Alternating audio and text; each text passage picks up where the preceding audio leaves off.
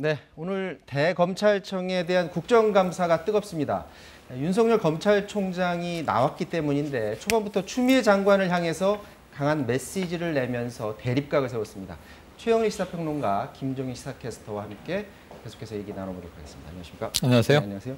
지금 워낙에 윤석열 총장이 거침없는 발언을 하기 때문에 오늘 무슨 발언을 내놓을지 굉장히 궁금했는데, 자, 국감에 앞서서 이 박순철 서울 남부지검장이 사의를 표명했다고 하는데 이분이 이번 그 라임 사태 총괄 책임지고 있는 사람 아닌가요? 네, 맞습니다. 정치가 검찰을 덮어버렸다 이렇게 강력하게 주장을 하면서 라임 사태에 대한 입장이라는 제목으로 글을 올렸는데요. 내용을 좀 보시면 국정감사를 앞두고 이 김봉현 회장이 2번이나 입장문을 냈잖아요. 네. 이거로 인해서 라임 수사에 대한 불신과 의혹이 굉장히 가중됐다.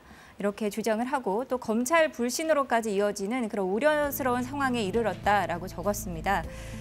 그러면서 이 담당자로서 남부지검장으로서 검찰이 어떻게 잘못 비춰지고 있는 이 사실 더 이상 가만히 있을 수가 없어서 고민하고 숙고하다 글을 올린다라면서 검사장 입장에서 국민들에게 매우 송구하다. 정치와 언론이 각자의 프레임에 맞춰서 국민들에게 정치 검찰로 보여지게 하는 현실이 있다. 안타깝다. 또 정치가 검찰을 덮어버렸다. 이제 검사직을 내려놓으려 한다. 이렇게 이야기를 했습니다. 그런데 이제 뭐 정치가 검찰을 덮어버렸다라고 저런 주장을 할 수는 있는데 왜 지금이냐는 거죠. 지금 한참 국감을 받고 있고 뭔가를 질의하고 답변하고 해야 될 시기인데 왜 저렇게 사의를 했을까요? 국감 직전에 이제 발표가 됐고요. 언론에도 전달이 됐고 아마 윤석열 총장은 좀 미리 사전에 어느 정도 미리인지 모릅니다만 보고받고 알고 있었을 것으로 알고 있었다고 오늘 국감장에서 답변했는데 제가 관측컨대는 국감 직전이기 때문으로 보여집니다. 타이밍이. 왜냐하면 자, 윤 총장이 오늘 국감장에 나오면 아마 작심 발언, 직격 발언들이 나올 것이라고 누구든 다 예상을 했고요. 아마 내부에서는 더 잘 알고 있었겠죠. 그럼 이게 어떻게 되냐면 오늘 이미 그런 일이 벌어지고 있지만 또다시 추미애 법무부 장관과 윤석열 검찰총장, 법무부와 검찰의 격돌 양상이 벌어질 건데 하필 지금 그 사이에 라임 사건이 딱 끼어버린 거예요. 대표적으로 오늘 여야 의원들의 질문이 집중되고 있습니다. 김봉현 전 회장, 어디까지 믿고 어디는 믿지 못할 것이냐. 여야가 유불리를 따라서 입장이 바뀐다. 온갖 이야기가 나오고 정치가 정말 이 검찰의 수사를 덮은 사안이고 피해자에 대한 구제책이라든가 엄정한 처벌의 문제보다는 유불리에 따라서 지금 정쟁이 벌어져 있어요. 남부지검장이 상당히 부담을 느꼈을 거고요. 누군가는 책임을 져야 한다. 그렇다면 아마 윤 총장 오늘 아마 물러나지 않을 입장을 또 강하게 피력을 했는데 아마 나라도 책임져야 하지 않는가. 오늘 국민에게 송구하다는 얘기가 나왔고요. 어떤 수사가 이루어지더라도 이미 정치적으로 불신을 받게 된 상황에서 이게 끝까지 지켜지긴 어렵고 수사팀은 지금 새로 짜이지 않았습니까? 법무부의 수사권 발동에 의해서 새로 만들어졌는데 아마 새로운 지검장이 새로 시작하기를 바라는 마음으로 책임을 진 것 아닌가 싶습니다. 네, 지금 오늘 오전부터 윤석열 검찰총장에 대해서 특히 이제 민주당이 지금 맹공을 퍼붓고 있는데, 자, 옵티머스 사건 그것과 관련해서 이제 무혐의 처리를 했어요. 근데 그 건이 무혐의 처리된 거를 당시에 지검장이면서 보고를 안 받았는데 왜 그걸 보고를 안 받았느냐라는 그런 질문에 대해서 아니 그거는 우리 규정상 굳이 지검장한테 보고 안 해도 된다라는 얘기를 하면서 규정을 굉장히 따졌습니다. 그런데 역으로 그 다음 질문에서 아니 라임 사태와 관련해서는 봤더니 윤석열 총장이 규정을 지키지 않았다라면서 공격하는 모양새가 벌어졌습니다. 한번 보도록 하겠습니다. 네, 여당의 박주민 의원은 라임 사건 보고 과정에서 당시 심재철 반부패 부장이 제외된 것에 대해서 질의를 했습니다. 부패 사건의 경우에는 반부패 부장, 대검의 반부패 부장에게 수사 진행 상황 등에 대해서 보고하도록 되어 있는 것으로 알고 있습니다. 맞습니까? 틀립니까? 그런데 실제 이 사건에서 야당 정치인에 관련돼서는 어떻게 이루어졌습니까? 규정에 따라서 이루어졌습니까? 초기 첩보 단계는 검사장이 들고 와가지고 저한테 직보하는 경우들이 꽤 있습니다. 총장님 말고는 대검과 법무부에서 이 사건에 야당 정치인이 연루돼 있었다는 걸 아는 사람이 아무도 없었다는 겁니다. 이런 식으로 수사가 진행되는 게 정상입니까? 이런 경우가 많이 있습니다. 아까 옵티머스 사건에 대해서는 규정이 그렇기 때문에 난 상관없고 난 아무 문제 없다라고 얘기하시더니 지금 규정을 안 따르는데 그거는- 그렇게도 합니다. 아니 그럼 제 말씀 그러면은 총장님은 규정을 어겨도 되고 뭐 마음대로입니까? 아니 그렇게 말씀하시면 안 되고요. 네, 규정을 어긴 것이 아니라고 설명하던 윤 총장은 보고 체계에 대해서 다시 한번 강조합니다. 지침에 보면은 그 일반 첩보 같은 거는 저 보고 대상이 아니고 그 계좌나 통신도 보고 대상이 아닙니다. 규정에는 긴급 체포, 장소 압수수색 영장 이런 게 보고 대상으로 돼 있다는 것을 먼저 말씀을 드립니다. 자, 이제 여당 입장에서 보면 심재철 당시 네. 반부패 부장을 건너뛴 게 심재철 부장이 아무래도 윤석열 총장과 관계가 좋지 않으니까 건너뛰고 윤석열 총장한테만 보고한 게 뭔가 문제가 있는 것 아니냐, 규정을 안 지킨 것 아니냐라고 하는데 윤석열 총장은 그거는 첩보지 보고사항이 아니다 네. 지금 이렇게 반박을 해요. 그런데 이게 이제 규정은 있고 규정과 또 달리 검찰총장이 임의적으로 운영한 정황이 있는 거 아니냐라는 이제 질타가 집중된 거예요. 이게 네. 박주민 의원뿐 아니라 네. 소병철 의원, 박범계 의원, 김남국 의원 오전 오후에서 쭉 이어지는 질문입니다. 네. 옵티머스와 라임을 다르게 또 다뤘고 특히 라임에서 수억 원 로비 의혹이 있는 야당 정치인에 대해서는 그야말로 대검 내에서도 아는 사람이 거의 없었다. 네. 지금 반부패 부장이 이전에는 한동훈 검사장이었던 거죠. 그러니까 당시에는 윤석열 총장이 최측근이었는데 지금은 이제 전보돼 있고 사법연수원에 가 있지 않습니까? 법무연수원에. 자, 이런 상황에서 지금 이제 이 반부패 부장을 왜 뛰어넘어서 직보했을까? 첩보기 때문이다. 근데 이제 이 이후에 소병철 의원의 질문이 또 이어지거든요. 뭐냐면 서면으로 받았느냐, 구두로 받았느냐. 한 장짜리 서면으로 받은 것 같다. 이렇게 기억을 합니다. 서면으로 작성됐다면 같이 경유돼야 한다. 보고체제를 네, 거쳐야 구두 보고도 된다. 아니고. 그리고 그럼 거기에 대한 지시는 서면으로 내리셨네요. 서면으로 당연히 내렸다. 그렇다면 서면은 보존되는 것인데 네. 이것은 당연히 반부패 부장을 거쳐야 되는 것 아니냐라는 취지의 얘기를 하고요. 또 이제 이 지난해 국감에서 이걸 전산화해서 이런 문제를 바로잡겠다. 앞으로 더 고도화해 나가겠다라고 약속했는데 김남국 의원은 전산화 이루어져 있습니까? 윤 총장이 정황을 잘 몰라요. 참모에게 물어보니까 참모는 개발이 됐고 11월부터 적용 예정이다. 라는 얘기를 해요. 그러니까 김남국 의원은 이제 질타가 이어지게 되는데 이런 부분에 있어서 이제 윤석열 총장은 첩보에 따라 다르고 사안에 대한 우선순위가 다르다. 아까 옵티머스에 대한 질문은 그거 왜 무혐의 처리했는데 모르고 계셨느냐? 그거는 부장 전결이다. 그러니까 지검장까지 보고가 안 된다고 얘기를 해요. 그러니까 이런 부분들에 대해서 기준이 뭔지는 여당 의원들이 지금 계속 집중적으로 추궁을 하는 상황이 벌어졌습니다.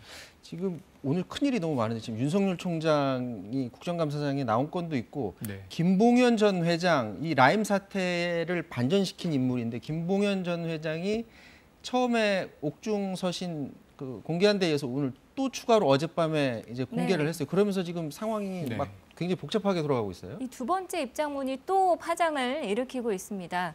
뭐 정말 읽기도 힘들 만큼 14장짜리 입장문을 밝혔는데요. 대부분 뭐 자신의 무죄를 주장하는 거긴 하지만 충격적인 주장을 또 두 가지를 다시 하고 있습니다. 첫 네. 번째는 이 라임 수사 초기 때부터 이종필 부사장이 도피하는 그 당시부터 도피를 검찰 쪽에서 도왔다라고 주장을 하고 있습니다. 네.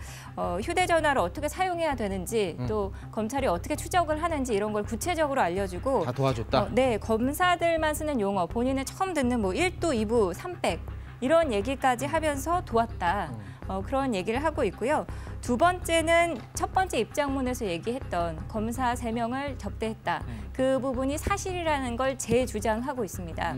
그래서 이 검사 3명이 예전에 대우조선 해양을 조사했던 수사팀 동료들이다라는 얘기를 하면서 2명은 본인이 직접 특정을 했고 한 명도 사진을 보니 거의 80%가 맞아서 그 사람일 것 같긴 한데 20%의 확률로 혹시 그 사람 인생 걸린 문제니까 그 부분까지는 특정은 하지 않았지만 2명 특정하고 1명도 거의 확실하다 이런 주장을 하고 있습니다. 물론 이제 사실이 확인돼야 될 일방적인 주장이긴 합니다만 네. 편지를 보니까 굉장히 장문에 디테일하게 지금 네. 설명이 되어 있는데 최영일 평론가가 보시기에 굉장히 많은 주장인데 그중에 딱 네네. 주목해야 될 부분이 있다면 어디 있습니까? 그러니까 이게 우선 5장짜리 첫 번째 입장문을 보강하는 디테일이 강화된 내용들이 있고 네. 거기엔 나오지 않은 새로운 내용들이 있는데 지금 우리 김 캐스터님이 말씀해 주신 대로 아주 새롭고 제가 놀란 건 벌써 오래전부터 검찰과 수사 이전부터 네. 뭔가 이제 교감이 교류가 형성돼 있었네. 있었는데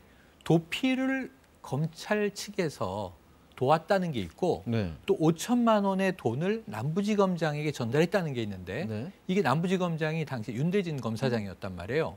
그래서 지금 문제가 좀 심각하고 절대 아니다라는 부인은 이미 나왔습니다. 네. 그러니까 진위를 또 따져야 되는 건데 강기정 전 수석에게도 당시에 5천만 원을 줬다는 진술이 법정에서 이야기가 되면서 이 일이 시작된 거잖아요. 그다음에 첫 번째 옥중 편지에서 반전.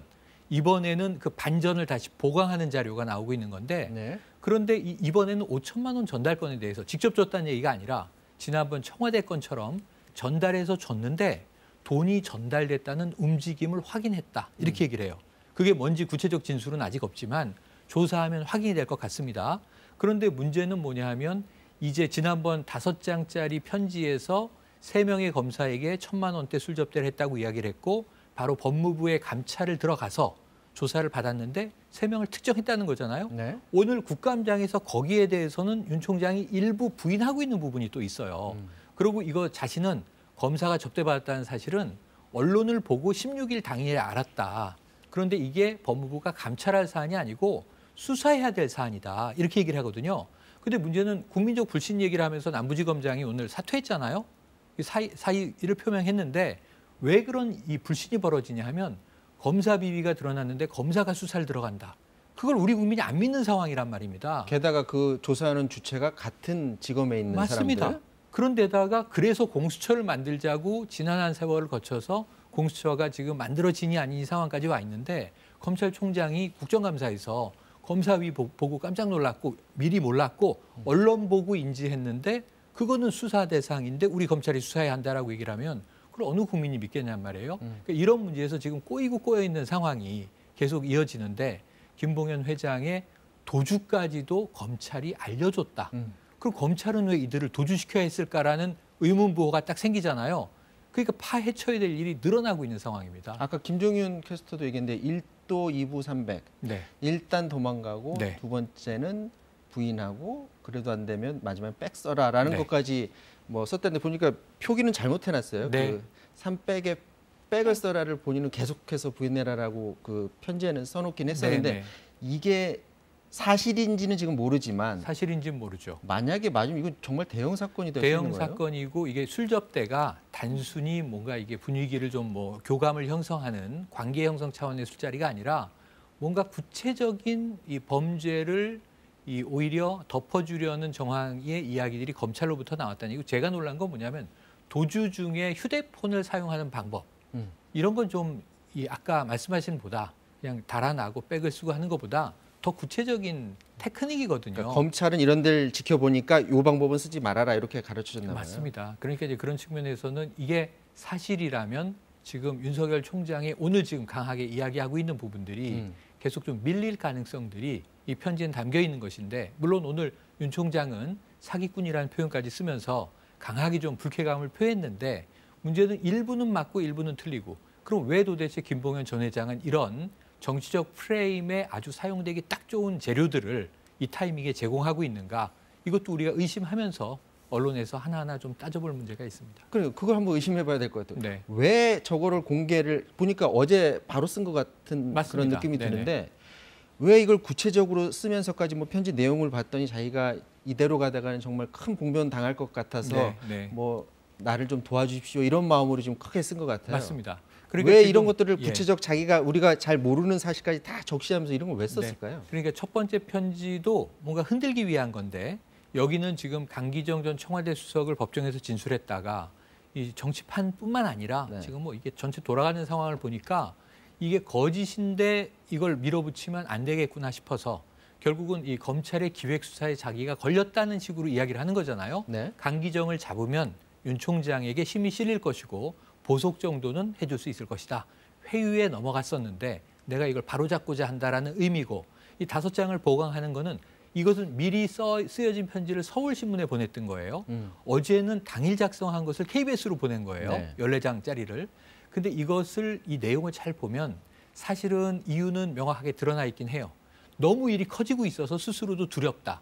저는 그럴 수도 있을 것 같습니다. 이거 뒷감당이 안 되는 일인데. 자기는 감옥 안에 있는 예. 상태인데. 거짓을 얘기했다간 나중에 두고두고 큰일이 날 것 같으니 지금이라도 바로잡기 위한 편지일 가능성이 있고 네. 또 하나는 내가 굉장히 많은 것들을 알고 있는데 지금 내가 다 털어내면 네. 많은 사람이 더 다칠 수도 있습니다 하는 하나의 경고일 수도 있는데 이 편지는 자의적으로 작성한 것은 아니고 법조인의 조력을 받았을 가능성이 크다는 것이 법조계들의 관측입니다. 근데 이 편지 보면은 또 한 사람이 나옵니다. 아까 최영일 평론가가 잠깐 언급을 했는데 당시 수원지검장이에요. 근데 이 수원지검장이죠. 네, 수원 여객 횡령 사건 때 본인이 네. 지인 통해서 5천만 원을 건네줬다, 전달해줬다라는 네. 그런 글을 거기에 대해서 바로 윤대진 씨가 반박했죠. 네, 맞습니다. 이 부분은 뭐 세 줄로 짧게 서술을 일단 하고 있는데 수원 여객 횡령 사건 때 수원지검에서 수사를 받고 있었는데 그때 윤대진 지검장을 알고 있다는 사람을 통해서 5천만 원을 건넸다. 그렇게 했더니 한동안 영장 발부가 실제로 지연됐다라고 주장을 하고 있고요. 여기에 대해서 윤대진 현 사법연수원 부원장이죠. 전혀 누구에게도 청탁을 받은 적이 없고 또 신속하게 수사해서 진상 규명할 것이다. 이렇게 밝혔습니다. 자, 이 첫 편지 때도 그렇고 이번 네. 편지도 그렇고 검찰이 여권 인사들만 집중해서 수사하려는 것 같다라는 네. 글을 쓰면서 이게 파장이 커졌고 그러면서 이제 법무부가 들여다봐서 수사지휘권까지 발동이 됐습니다. 자, 이 수사지휘권 발동에 대해서 오늘 야당 인사들이 국감에서 질문을 했는데 여기에 대해서 또 윤석열 총장이 작심 발언했습니다. 들어보도록 하겠습니다. 법리적으로 보면은 검찰총장은 법무부 장관의 부하가 아닙니다. 장관은 기본적으로 정치인입니다. 정무직 공무원입니다. 그러면 전국 검찰을 총괄하는 검찰총장이 장관의 부하라면 검찰의 정치적 중립이나 이 사법의 독립하고는 그건 거리가 먼 얘기입니다. 특정 사건에서 총장을 배제할 수 있는 권한이 과연 있냐? 그거는 대다수의 검사들과 또 법률가들은 그거는 위법이라고 검찰 청표에 위반되는 거라고 하고 있습니다. 검사들이 뭐 대놓고 말을 안 해서 그렇지 일선다 이거는 전부 위법 부당하다고 생각하고 뭐 어마어마한 중형의 선고가 예상되는 그런 사람인데 이런 사람들의 그 어떤 그 얘기 하나를 가지고 총장의 지휘권을 박탈하고 또 뭐 검찰을 이렇게 공박하는 거는 그거는 정말 좀 비상식적이라고 저는 생각합니다.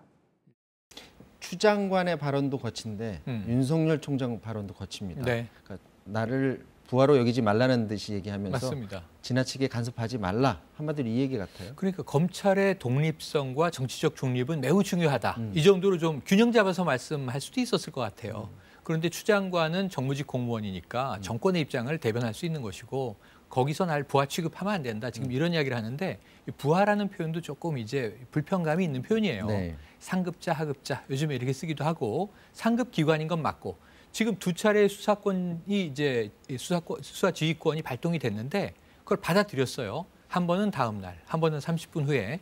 그런데 지금 국정감사장이 나와서는 받아들이긴 했지만 이것은 대부분의 검사와 법률가들이 위법이고 부당하다고 생각하는 것인데 그럼 마지못해 지금 받아들였다는 의미고 내면적으로는 나는 동의하고 있지 않다라는 속내를 그냥 가감없이 드러냈고 하나를 더 하면요. 가장 좀 깜짝 놀랐던 표현은 중상모략이에요. 네. 자, 법무부가 발표했을 때 일요일이었습니다만 수사권 발동 전이었습니다만 거기에 대해서 1시간 후에 이건 윤 총장에 대한 중상모략이다. 이건 대검의 공식 발표였거든요. 네. 근데 오늘 그 발언에 대해서 문제가 제기되자 네. 자신이 할 수 있는 가장 점잖은 표현이다 그랬어요. 그럼 이거보다 더 속내를 그대로 드러냈다면 비속어로 가는 거예요, 사실은. 근데 이게 아니라 제가 보기에는 왜 중상모략이 가장 점잖은 표현이라고 했을까? 저거보다 우리 입장에선 억울하다. 법무부에서 오해가 있는 것 같다. 이것을 제대로 바로잡아야 한다. 우리는 최선을 다해서 수사했고 그러한 이 미비하게 수사했다는 말을 들을 이유가 없다. 뭐 이런 정도 해명이면 문제가 없었지 않습니까? 중상모략은 오히려 이 법무부를 지금 간신으로 만든 거란 말이에요. 없는 사실을 누명을 덮어씌워서 우리를 모함하고 있다는 얘기가 되는 거지 않습니까? 그래서 좀 이런 정쟁적인 표현을 지금 굉장히 자극적으로 많이 쓰고 있는 국정감사의 이제 검찰총장이 된 셈인데 이런 부분들에 있어서는 아마 오늘 국감이 끝난 후에 추미애 장관 측과 법무부 측에 또 반론이 나올 것 같거든요. 네. 그럼 이게 내일 또 언론을 장식하면서 제가 보기엔 끝없는 싸움이 지금 도돌이표가 될 것 같아서 이 문제의 해법이 무엇인가를 여야 의원들이 함께 고심해야 되는데 지금 오늘은 싸우느라고 해법이 나올 것 같지가 않습니다. 오늘 상황에서는 네. 그것까지는 지금 찾기가 굉장히 힘들 것 같고요. 오늘 또 그 추 장관과 윤 장관 사이의 그 힘겨루기를 단적으로 보여준다고 할까요? 네. 윤 장관이 그 검찰에 대한 법무부의 인사에 대해서도 불만을 또 토로를 했거든요. 뭐라고 얘기했는지 한번 보도록 하겠습니다. 바로 전화를 주셔가지고 검사장 인사안을 보내라고 하시더라고요. 근데 이건 뭐 전례도 없고 제가 아니 장관님 어디 검찰국에서 뭐 기본 안이라도 좀 해서 주셔야 제가 하지 않겠습니까? 그랬더니 그 아마 인사안이 청와대에 있을 겁니다. 청와대 연락해서 받아보시고 거기 의견 달아서 보내주세요 이러더라고요. 청와대에서는 펄쩍 뛰죠. 터무니없는 일이라고. 그러고 나서 다음 날 저보고 오전에 법무부로 들어오라는 겁니다. 근데 인사안은 다 짜져 있고 그런 식으로 인사하는 법이 없습니다. 에이스 검사들이 좌천되면서 수사에 대한 우려가 있다고도 밝혔습니다. 인사라고 하는 거는 이제 인사권자의 좀 폭넓은 재량이 이제 있기 때문에 제가 뭐 세세하게 말씀드릴 수는 없지만 힘이 있는 사람에 대한 그 수사는 굉장히 힘들고 어렵습니다. 여러 가지 불이익도 각오해야 되는 게 맞긴 한데 이게 이제 너무 제도화가 되면 힘 있는 사람에 대한 이런 수사에 누구도 나서지 않을 가능성이 많기 때문에 그런 점들은 좀 우려가 좀 많이 되고 있습니다. 자, 저 이야기 이후에 본인의 어떤 거취에 대해서 무슨 말을 할지도 관심이었는데 거기에 대해서도 얘기를 하더라고요. 어떤 압력이 있더라도 제가 할 소임은 다 할 생각입니다. 네. 이런 말을 했어요. 그러니까 본인이 내년 임기까지는 다 하겠다는 의지 같아요. 네, 그러니까 내 스스로 물러나진 않겠다. 자, 인사권자가 대통령입니다. 검찰총장 인사권자가 거취에 대한 이야기를 언급하신 바가 없다. 그래서 내가 만약에 인사권자에 의해서 해임되지 않는 한은 그러니까 위에서 네. 자르지 않는 이상. 네네. 그 뭐 유일하게 대통령입니다. 검찰총장에 대한 인사권을 행사할 수 있는 인물은 자리는 그런데 대통령이 자신을 거취를 언급하지 않는 이상 나 스스로는 임기를 다 채우고 소임을 끝까지 수행하겠다. 어떤 압력이 있어도 굴하지 않겠다. 아주 강한 입장의 피력이에요. 아까 보신 두 장면과 더불어서 인사에 대한 이야기가 3번이 나온 거죠. 본인의 인사까지 포함을 해서. 근데 본인은 아마 임기를 끝까지 채울 의사를 피력을 했습니다. 네, 이 얘기는 이 정도에서 마무리 지어야 될 것 같습니다. 지금까지 국감장에서 윤석열 총장 발언 중심으로 해서 라임 사태 짚어봤습니다.